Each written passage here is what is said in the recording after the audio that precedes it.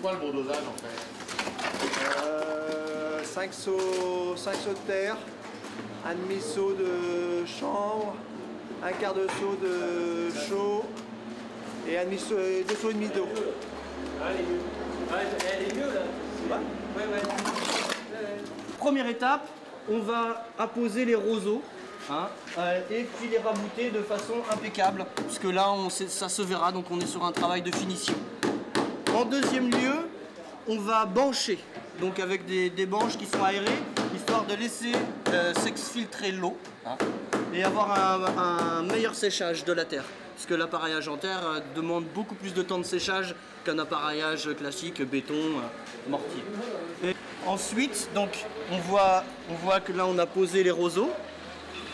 Là on voit nos banches les unes sur les autres. On a coulé donc ici en préalable la partie basse du mur. Donc ici on a un exemple de mur dont on a posé et l'osier et le roseau. On a banché, donc des banches aérées comme vous voyez, en fer avec en losange pour que le mur sèche plus rapidement. De l'autre côté ici, on viendra appliquer du fermacelle, ce qui implique qu'on n'a pas de roseau derrière. On vient bancher simplement avec des planches de contreplaqué. Et donc là, les gens là sont en train de couler derrière. Et puis une fois débanché, donc on obtient un résultat un peu grossier que l'on voit ici.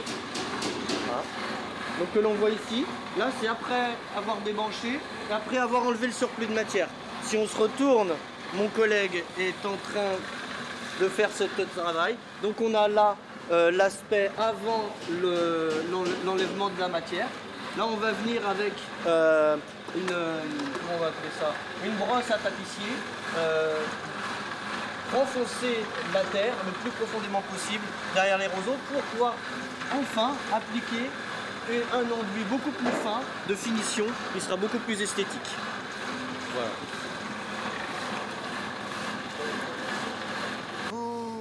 D'où avez-vous sorti cette idée? Donc là c'était au départ une discussion avec le maître d'ouvrage sur le fait d'utiliser des matériaux et des savoir-faire locaux. Et donc en tournant autour de sujets avec l'équipe du service espace vert, espace naturel, on s'est rendu compte qu'ils savaient faire ce qu'on appelle des brandes, c'est-à-dire qu'ils savent ramasser le roseau et l'osier en Loire. Ils ont des gars qui ont une trentaine d'années de bouteilles et qui continuent avec leur cuissarde à aller le ramasser et ensuite à le tresser. Donc jusque-là, c'était utilisé pour faire des clôtures, en bordure de Loire principalement. Et quand j'ai vu ce savoir-faire là, à la fois l'emploi de ces matériaux qui étaient à 2 km de chez nous, de notre chantier, et puis avec ce savoir-faire, on s'est dit là, il y a une piste à creuser. Donc là, on voit bien la terre et sa consistance. C'est une terre coulée, mais c'est une terre qui n'est pas trop humide. Il ne faut pas qu'elle soit liquide. Donc là, on voit bien, c'est de la pâte. Et c'est ce qui permet d'avoir à la fois de la fluidité quand on coule, mais c'est surtout le fait qu'elle n'aura pas trop d'humidité. Et donc en temps de séchage, on sera sur des temps qui sont corrects. Donc là, on a la chance aussi d'avoir un dispositif, je dirais, de courant d'air, qui fait que le couloir ici qui supporte le chantier va complètement va permettre de sécher ces murs en quelques mois, c'est-à-dire le temps du chantier.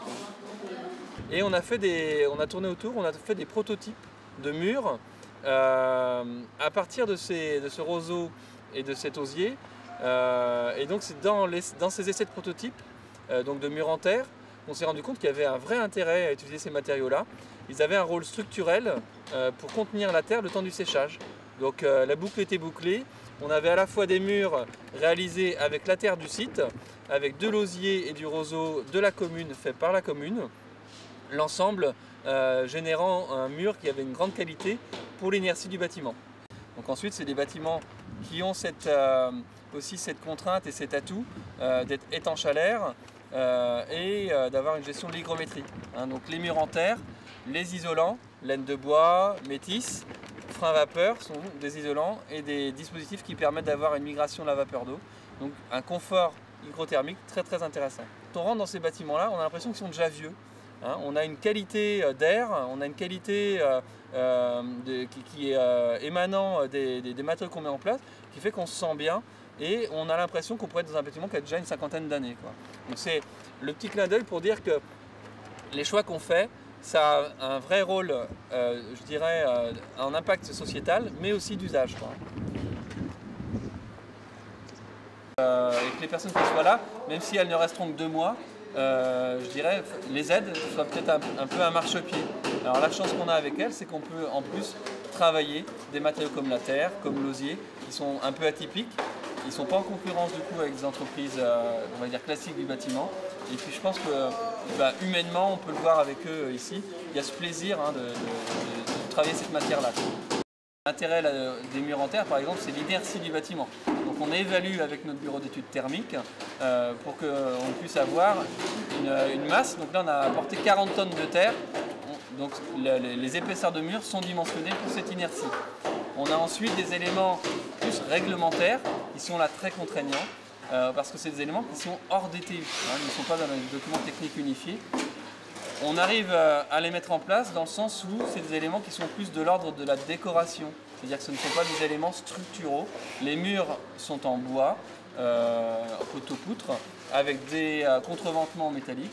Et la terre vient juste s'insérer entre ces éléments en bois. C'est ce qui nous permet actuellement d'utiliser ces matériaux-là.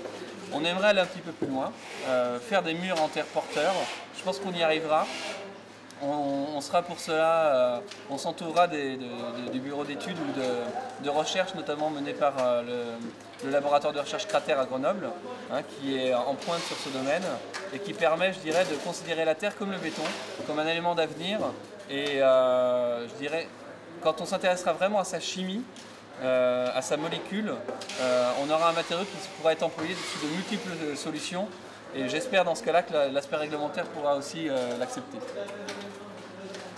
Donc là on voit bien la terre et sa consistance, c'est une terre coulée, mais c'est une terre qui n'est pas trop humide, il ne faut pas qu'elle soit liquide. Donc là on voit bien, c'est de la pâte, et c'est ce qui permet d'avoir à la fois de la fluidité quand on coule, mais c'est surtout le fait qu'elle n'aura pas trop d'humidité, et donc en temps de séchage on sera sur des temps qui sont corrects. Donc là on a la chance aussi d'avoir un dispositif je dirais de courant d'air, qui fait que le couloir ici qui supporte le chantier va permettre de sécher ces murs en quelques mois, c'est-à-dire le temps du chantier.